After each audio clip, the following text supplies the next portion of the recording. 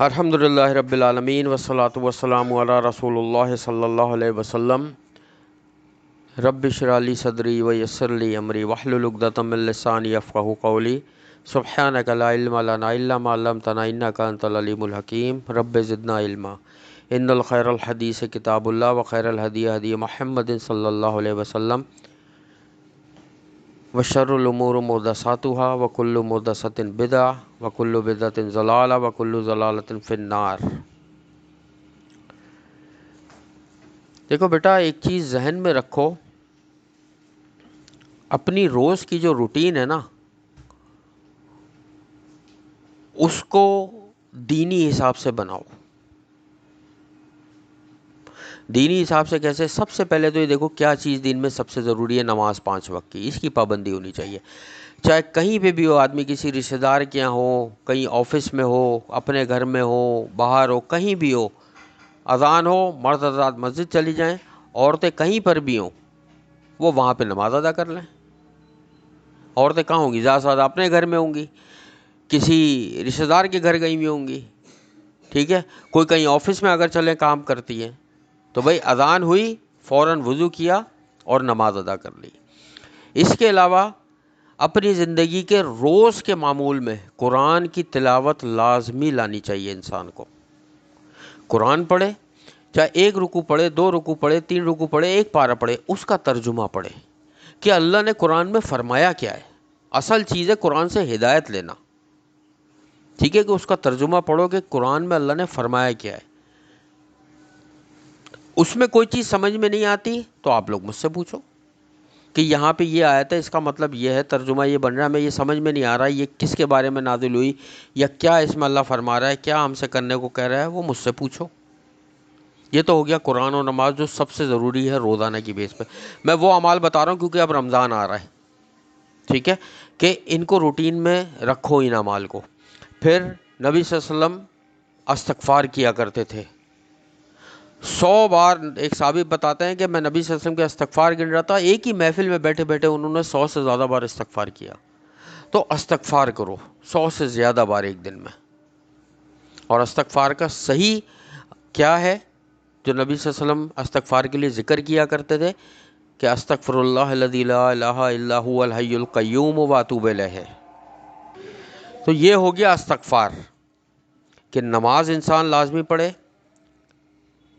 قرآن روز کا، استغفار روز کی۔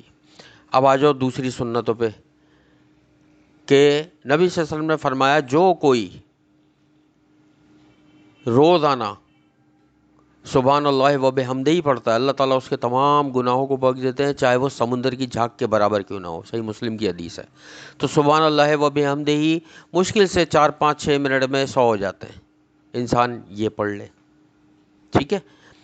اچھا، یہ کچن میں کام کرتے ہوئے، بائک پہ سفر کرتے ہوئے، بس میں، رکشے میں، ٹیکسی میں، گاڑی میں آتے جاتے کبھی بھی آدمی استغفار بھی پڑھ سکتا ہے، یہ بھی پڑھ سکتا ہے، ٹھیک ہے؟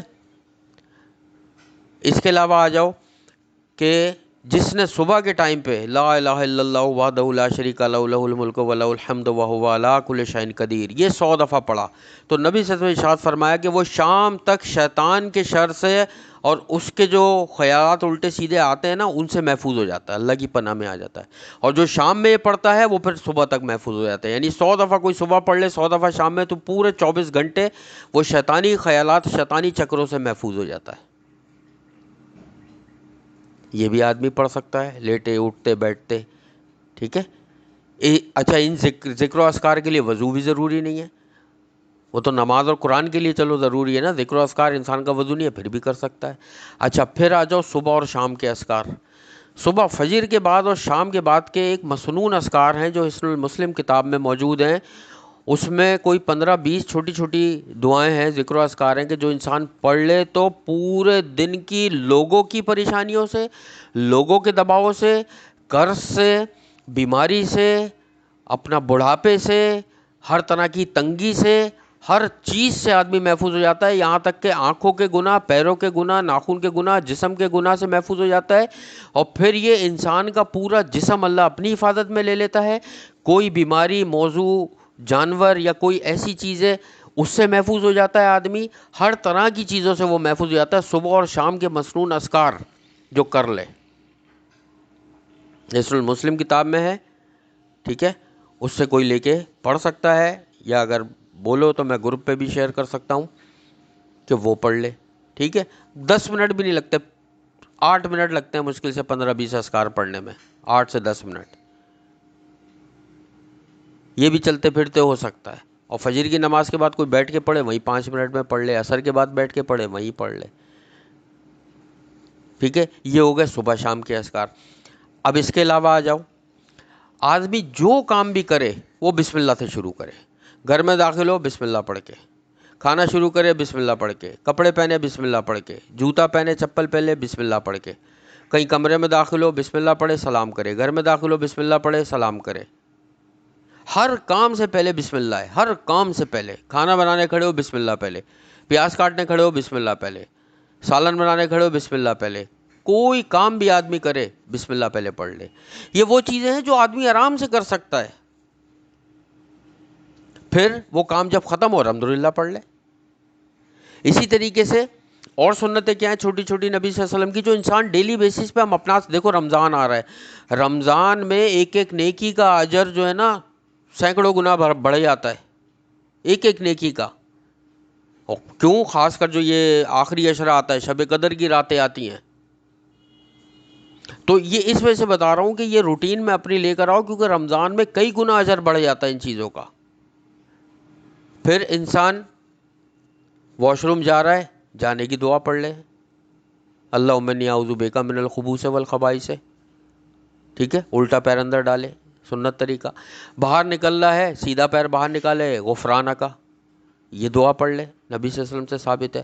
پھر وضو کے بعد کی دعا پڑھ لے، اشہد ان لا الہ الا اللہ وحدہ واشہد ان محمدا عبدہ ورسولہ، کہ اس کے بارے میں فرمایا نبی صلی اللہ علیہ وسلم نے، جو یہ دعا وضو کے بعد پڑھتا ہے اس کے لیے جنت کے 8 دروازے کھل جاتے ہیں۔ یہ پڑھ لے۔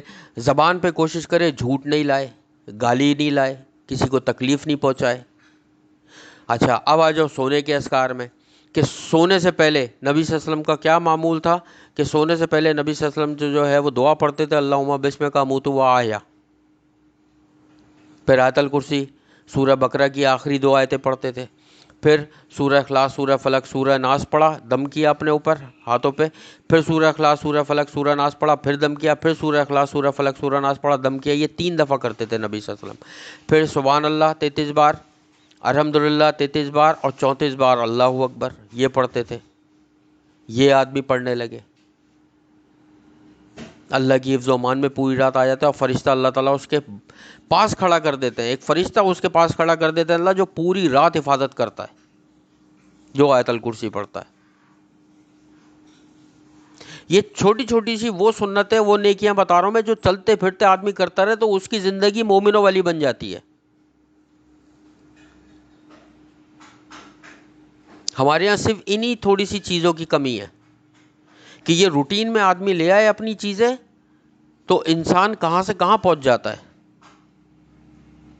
کوئی بھی آدمی کوئی کام کر رہا ہے اس میں اللہ کا شکر ادا کرے، پھر کوئی پریشانی آ گئی، انا للہ و انا الیہ راجعون پڑھا، کوئی مصیبت یا پریشانی آتی ہے تو اللہ تعالیٰ قرآن میں فرماتے ہیں کہ ہمارے نیک بندے تو وہ ہیں جب ان کے اوپر کوئی مصیبت آتی ہے تو وہ پڑھتے ہیں انا للہ و انا الیہ راجعون، یہ دعا پڑھنی چاہیے۔ پھر آپ نے پڑوسیوں کا خیال کر لیا، کوئی چیز بنائی ان کے یہاں بھجوا دی، جتنا فائدہ اپنی ذات سے آدمی پڑوسیوں کو پہنچا سکتا ہے پہنچائے، پڑوسیوں کے بارے میں اتنی تاکید آئی ہے۔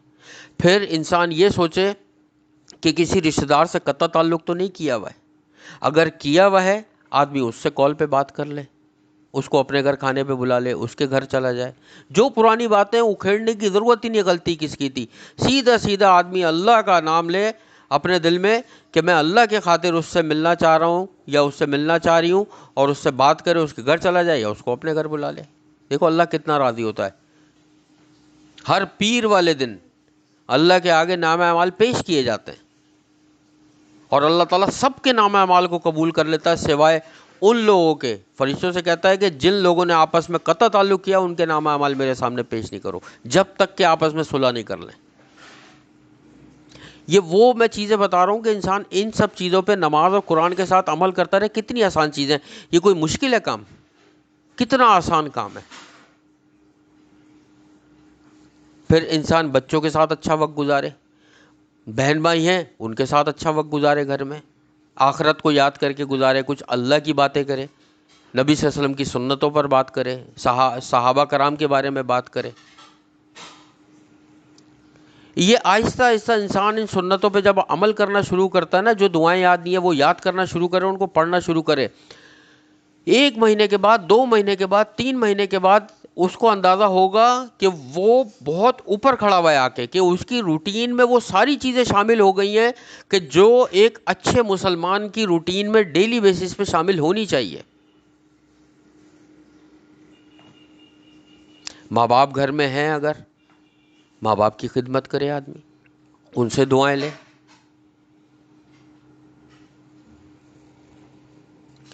اس کے علاوہ فرض نماز کے بعد جو نبی صلی اللہ علیہ وسلم ذکر و اذکار کیا کرتے تھے، فرض نماز کے بعد فوراً سنتوں کے لیے نبی صلی اللہ علیہ وسلم اور صحابہ کرام نہیں کھڑے ہوتے تھے. فرض نماز کے بعد جب سلام پھیرتے تھے، 1 بار اللہ اکبر اور 3 بار استغفر اللہ استغفر اللہ استغفر اللہ پڑھتے تھے. اس کے بعد پھر ذکر و اذکار کرتے تھے، اللہم انت السلام و منک السلام تبارکت یا ذو الجلال والاکرام رب اعینی علی ذکرک و شکرک و حسن عبادتک. یہ ذکر و اذکار کرتے تھے، آیت الکرسی پڑھتے تھے، سورہ اخلاص، سورہ فلق، سورہ ناس پڑھتے تھے، 33 بار سبحان اللہ، 33 بار الحمدللہ اور 33 بار اللہ اکبر، اور اس کو 34واں کرنے کے لیے، 100 پورا کرنے کے لیے لا الہ الا اللہ وحدہ لا شریک لہ لہ الملک و لہ الحمد وہو علی کل شیء قدیر. یہ پڑھا کرتے تھے. یہ ہر فرض نماز کے بعد پڑھا کرتے تھے اور پھر اپنی سنتیں ادا کیا کرتے تھے. یہ آدمی شروع کر دے ہر فرض نماز کے بعد، انسان کی روٹین ایسی ہو جائے گی، زبردست قسم کی ہو جائے گی اس کی، کہ ایک بہت ہی اچھا جو مسلمان ہوتا ہے نا اس کی روٹین پہ آ جائے گا آدمی. ان سب چیزوں پہ عمل شروع کر دے، اور یہ کوئی مشکل نہیں ہے. بہت آسان سی چیزیں بتائیں، چلتے پھرتے اٹھتے بیٹھتے یہ ساری چیزیں ہو جاتی ہیں. صرف آپ کو وضو اور پاک صاف نماز اور قرآن جب پڑھ رہے ہیں اس کے لیے ہونا ہے. ذکر و اذکار تو آدمی ویسے ہی چلتے پھرتے کر لیتا ہے. کپڑے پہن رہا ہے بسم اللہ پڑھ لے، چپل جوتے پہن رہا ہے بسم اللہ پڑھ لے، سیدھے پیر میں پہنے، جب اتار رہا ہے الٹے پیر سے پہلے اتارے اور پھر سیدھا اتارے، پہنتے ہوئے سیدھے میں پہلے پہنے اور بیٹھ کے پہنے. یہ کتنی اچھی اچھی سنت ہیں. انسان اپنے آپ کو پاک صاف رکھے، دیکھے ناخن تو نہیں بڑے ہوئے، کپڑے صاف ہیں. نماز میں جب آدمی کھڑا ہو رہا ہے یہ دیکھے وہ کس کپڑوں میں کھڑا ہو رہا ہے، کہ صاف ستھرے کپڑے ہوں، کم سے کم اس میں کوئی میل کچیل یا بدبو نہ آ رہی ہو ان کپڑوں سے، کہ ان کپڑوں میں وہ نماز پڑھ رہا ہے اور ویسے کہیں جا رہا ہے تو اچھے اچھے کپڑے پہن کے جا رہا ہے. صاف ستھرے کپڑے پہن کے کھڑا ہو انسان نماز میں. اور مرد حضرات خوشبو لگائیں، عورتوں پہ خوشبو نے حرام ہے بالکل. ہاں وہ صرف شوہر کے اگر آگے موجود ہے اور خوشبو لگائے کہ شوہر اس کا صرف گھر میں موجود ہے، وہ خوشبو سونگھ لے شوہر کے لیے، تو یہ اس کے لیے جائز ہے. عورت کا خوشبو لگا کے باہر نکلنا بالکل منع ہے. یہ کتنی آسان مطلب اللہ تعالیٰ نے رکھا ہے. اس میں کوئی جتنی بھی میں نے روز مرہ کی روٹین بتائے ہیں کہ نبی صلی اللہ علیہ وسلم کی روز کی سنت تھی، اس میں کوئی ایک سنت بھی ایسی بتا دو کہ جو آدمی یہ بولے کہ یار اگر میں نے ان سب پہ عمل کیا تو میں نوکری نہیں کر سکتا، میں کاروبار نہیں کر سکتا، میں جاب نہیں کر سکتا، میں بزنس میں پیچھے رہ جاؤں گا، میں نوکری میں پیچھے رہ جاؤں گا، میں اس چیز میں، کوئی ایسی چیز نہیں ہے اس میں کہ آدمی یہ بولے کہ میں اگر یہ کروں گا تو میں ان سب چیزوں میں پیچھے رہ جاؤں گا. بس کرنے پر بات ہے کہ اللہ جس کو توفیق دے. جو اللہ کی طرف قدم چل کے آتا ہے اللہ اس کی طرف بھاگ کے آتا ہے. جو اللہ کی طرف ایک بالش بڑھاتا ہے اللہ اس کی طرف پورا ہاتھ بڑھاتا ہے. جو اللہ کو اپنے دل میں یاد کرتا ہے اللہ اس کو اپنے دل میں یاد کرتا ہے. جو اللہ کو بھری محفل میں یاد کرتا ہے اللہ اس سے بہتر فرشتوں کی محفل میں اس کا ذکر کرتا ہے. تمہیں پتہ ہے یہ بات، یہ حدیث ہے کہ نبی صلی اللہ علیہ وسلم نے ارشاد فرمایا کہ بندہ اللہ کا ذکر جب کرتا ہے کسی محفل میں تو اللہ تعالیٰ فرشتوں کے سامنے اس بندے کا ذکر کرتے ہیں. فرشتے سارے لائن سے بیٹھے یا کھڑے ہوتے ہیں اور اللہ تعالیٰ اس بندے کا ذکر کر رہے ہوتے ہیں کہ دیکھو یہ میرا بندہ جو ہے. کتنا بڑا مقام ہے یہ. تو کیا ہمیں اللہ کا ذکر و اذکار، اللہ کی باتیں نہیں کرنی چاہیے؟ اور پھر آدمی اپنی موت کو یاد رکھے کہ یہ دنیا ایک دن چھوڑ کے جانا ہے. انسان یہ سوچے روزانہ کسی کا کچھ لینا دینا تو نہیں ہے، کسی سے کچھ لیا ہوا ہے، کسی کا کچھ دیا ہوا ہے. وہ انسان پورا حساب رکھے، اپنے پاس لکھ کے رکھے. کہ اس کے اگر دنیا سے چلا گیا وہ یا چلی گئی تو پیچھے اس کی لوگ ادا تو کر سکیں۔ یہ چھوٹی چھوٹی باتوں پہ عمل انسان شروع کرے۔ یہ میں صرف اس لیے بتا رہا ہوں کہ رمضان آ رہا ہے، اس سے پہلے پہلے ابھی 3 4 5 دن ہے کہ انسان ان چیزوں کی روٹین بنائے۔ کسی کو کوئی دعا نہیں آ تو مجھ سے پوچھ سکتا ہے، کسی کو کوئی ذکر و اذکار نہیں ملے تو وہ مجھ سے پوچھ لے، میں اس کو ٹیکسٹ میں، کتاب میں، جس طریقے سے بھی ہوا کہ بتاؤں گا کہ جو نبی صلی اللہ علیہ وسلم کا پورا صبح سے لے کے فجر سے لے کے اور پورا رات تک تہجد تک کا معمول تھا۔ پھر رات میں اگر کسی کی آنکھ کھل جائے تہجد پڑھ لے۔ تہجد کے لیے سونا ضروری نہیں ہے، لوگوں نے ایک بنایا ہوا ہے اپنا، سونا ضروری نہیں ہے۔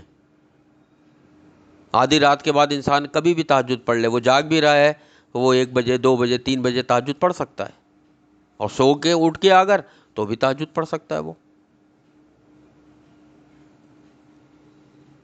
تو یہ کتنی اچھی سنتیں ہیں کہ جن کو اگر ہم اپنانا شروع کریں تو ہمارا پورا صبح سے لے کے رات تک پورا ایک ایسا خاکہ تیار ہو جائے گا۔ کیونکہ دیکھو ایک چیز ذہن میں رکھنا بیٹا، یہ جسم جس کے ساتھ محنت ہو رہی ہے یہ قبر میں جائے گا، یہی جسم قبر میں جائے گا۔ جیسی اس پہ محنت ہوگی وہاں اس کے ساتھ ویسا سلوک ہوگا۔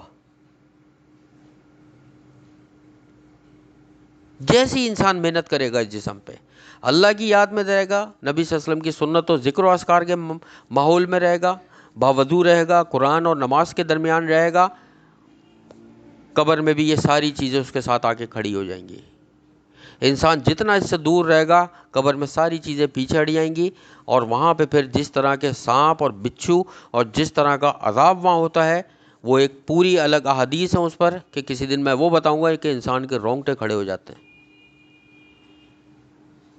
کتنا خوفناک منظر ہے قبر کا، کہ جب قبر میں مردے کو ڈالا جاتا ہے، پتہ تمہیں مردے کو ڈالنے کے بعد جب اس کے رشتہ دار پلٹتے ہیں تو مردے کو آواز سنائی جاتی ہے رشتہ داروں کے اپنے جوتوں کی جو وہ پلٹ کے جا رہے ہوتے ہیں، حالانکہ قبر بند ہو چکی ہوتی ہے، اور وہ پلٹ کے جب جا رہے ہوتے ہیں کسی کے جوتے کی آواز کیا آئے گی، لیکن اس مردے کو اللہ تعالیٰ وہ جوتوں کی آوازیں سناتا ہے کہ دیکھو جن کے ساتھ ساری زندگی گزاری، تمہاری ماں، تمہاری بیوی، تمہاری بہن، تمہاری اولاد، سب کے ساتھ تم نے زندگی گزاری، ان کو کیا کھلایا، کیا پلایا، کیا پہنایا اور کیا سکھایا، آج سب تمہیں چھوڑ کر چلے گئے، اب تم حساب دو۔ اب سوچو اگر کسی نے حلال کھلایا ہوگا، حلال پہنایا ہوگا، نماز سکھائی ہوگی، قرآن سکھایا ہوگا، ذکر و اذکار سکھائے ہوں گے، تو کیا ہی شان ہوگی اس کی۔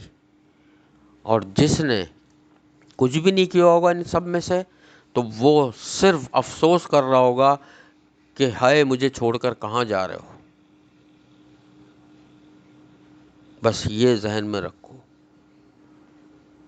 کہ جس طرح کی محنت اس جسم پہ ہوگی وہی چیز قبر میں اس جسم کو ملے گی، اور پھر وہ آخرت اور وہ حساب تو بالکل الگ ہے، وہ تو جہنم، اس کی تو میں بات ہی نہیں کر رہا، وہ درس میں کتنی دفعہ میں بتا چکا ہوں۔ میں تو پہلی بات کر رہا ہوں جو دنیا میں ہی پہلی منزل ہے قبر، اور قبر کے بارے میں نبی صلی اللہ علیہ وسلم نے ارشاد فرمایا قبر 2 چیزوں میں سے ایک ہے بس، یا جنت کے باغ میں سے ایک باغ ہے یا جہنم کے گڑھوں میں سے ایک گڑھا ہے، بس تیسری کوئی چیز نہیں ہے قبر۔ ہر مرنے والا یا تو جنت کے باغ میں جا رہا ہے یا جہنم کے گڑھے میں جا رہا ہے، بس یہ انسان کے اپنے اوپر ہے کہ وہ کہاں جانا چاہتا ہے۔ تھوڑی سی محنت ضرور ہے، اور اگر کہیں کوئی مشکل آ رہی ہے تو انسان اللہ سے رو کے دعا کرے سجدے میں، نفل اور نمازوں میں، کہ اللہ میرے ساتھ یہ مشکل آ رہی ہے لیکن میں کرنا چاہتا ہوں، میں کرنا چاہتی ہوں یہ عمل، یہ سنت ہے، میری مدد فرما۔ دیکھو اللہ کیسے مدد فرمائے گا، کیسے ہاتھ تھام لے گا۔ تو خاص کر یہ آج میں نے اسی لیے بتایا کہ اپنی زندگیوں کو ایک مسلمان کے روپ میں لے کر آؤ، کہ مسلمان جو ہے انسان اپنے عمل سے پتہ لگنا چاہیے کہ یہ مسلمان ہے، اس کے اعمال ویسے نظر آنے چاہیے کہ نماز ہے تو اس کو دیکھ لو، لین دین کا معاملہ ہے تو اس کو دیکھ لو، سچ جھوٹ کا معاملہ ہے تو اس کو دیکھ لو، تربیت کا معاملہ ہے تو اس کو دیکھ لو، پڑوسی کی بات آئی تو اس کو دیکھ لو، رشتہ داروں کے حقوق کا معاملہ ہے تو اس کو دیکھ لو۔ یہ ہے مسلمان۔ اللہ تعالیٰ سے دعا ہے جو بھی چیزیں ہم نے پڑھی ہیں اللہ تعالیٰ سب سنتوں پر عمل کرنے کی توفیق عطا فرمائے، ہمارے گھروں میں، ہمارے رزق میں، ہمارے عمل میں اللہ تعالیٰ بے حساب خیر و برکت بھر دے، اور ہمیں یہ رمضان ایسا نصیب فرما دے، ایسی عبادت کرنے کی اللہ تعالیٰ ہمیں توفیق دے دے کہ جس سے ہمارے تمام گناہوں کو معافی مل جائے اور اللہ ہم سے بہترین طرز پر راضی ہو جائے۔ کہ اللہ تو ہمارے والدین، بہن بھائی، رشتہ دار، پڑوسیوں سب کے گناہوں کو بخش دے، ہمیں مسجد آباد کرنے والے اور قرآن پاک سیکھنے اور سکھانے والوں میں شامل فرما دے۔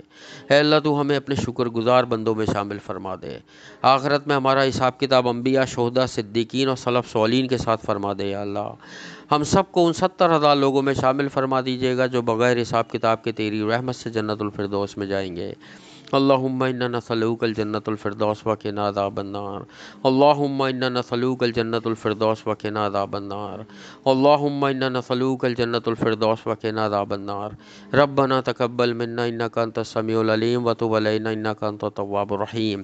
سبحان اللہ عما یصفون وسلام علی المرسلین والحمد للہ رب العالمین۔ سبحانک اللہم وبحمدک، اشہد ان لا الہ الا انت، استغفرک ونتوب الیک۔ السلام علیکم ورحمۃ اللہ وبرکاتہ۔